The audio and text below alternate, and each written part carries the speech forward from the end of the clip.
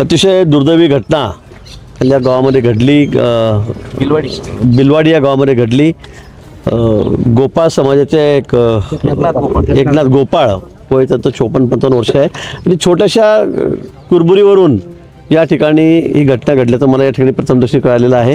आणि त्यात 10-12 लोकांच्या जमावाने येऊन 8-10 लोकांच्या त्यांनी त्या ठिकाणी त्याला डोक्यात फावडं टाकलं, त्याला मारलं, जे सोडवायला गेले त्यांनाही मारलं।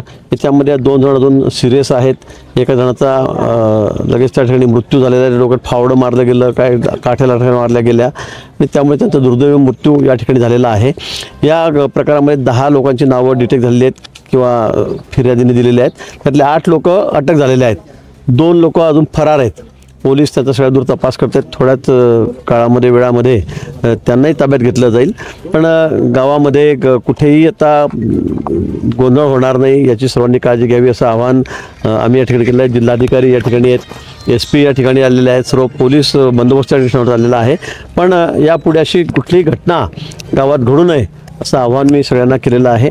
मला वाटतं गावकऱ्यांनी ते मान्य केलं आहे, सरपंच या ठिकाणी आहेत, कारण एक समाजाचे 4-5 घरं या ठिकाणी आहेत, अतिशय छोट्या प्रमाणामध्ये समाज या ठिकाणी आहे।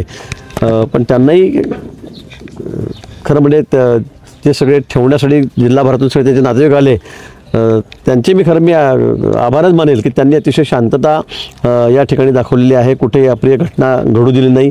सर्व तरुण कार्यकर्त्यांनी सगळी आवरावर या ठिकाणी केलेली आहे। मला वाटतं की निश्चित ज्यांनी हा गुन्हा केलेला आहे त्यांना शिक्षा होईल। जे मृत पावलेले आहेत त्यांचे नातेवाईक आहेत त्यांच्या म्हणण्याप्रमाणे त्यांनाही न्याय मिळेल। गावात काही तोडफोड सुद्धा केली, वाहनांची तोडफोड सुद्धा केली, रोष व्यक्त केला। ठीक आहे, थोडाफार रोष होणार आहे, कारण त्या पद्धतीने इथे 5-7 लोकांना मारहाण झाली, त्यामुळे जमावही थोडा संतप्त होता। 2-4 गाड्यांवर दगडफेकी झालेली आहे, गाज फुटल्या असतील, पण तरी सगळ्यांनी आवरावर केली। खूप चांगलं सामंजस्याची भूमिका सर्वांनी या ठिकाणी घेतलेली आहे आणि कुठलाही अनर्थ या ठिकाणी झालेला नाही।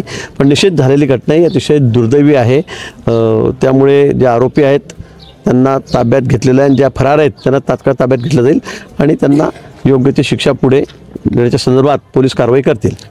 आता यांचं म्हणणं आहे मुख्य आरोपीच यातून ज्यांनी कट असला तोच फरार आहे, निश्चित तोही लवकर ताब्यात येईल, त्यालाही कुठेही त्याची हैगा केली जाणार नाही। अतिशय गरीब समाजातले मजुरी करणारे हे लोक आहेत।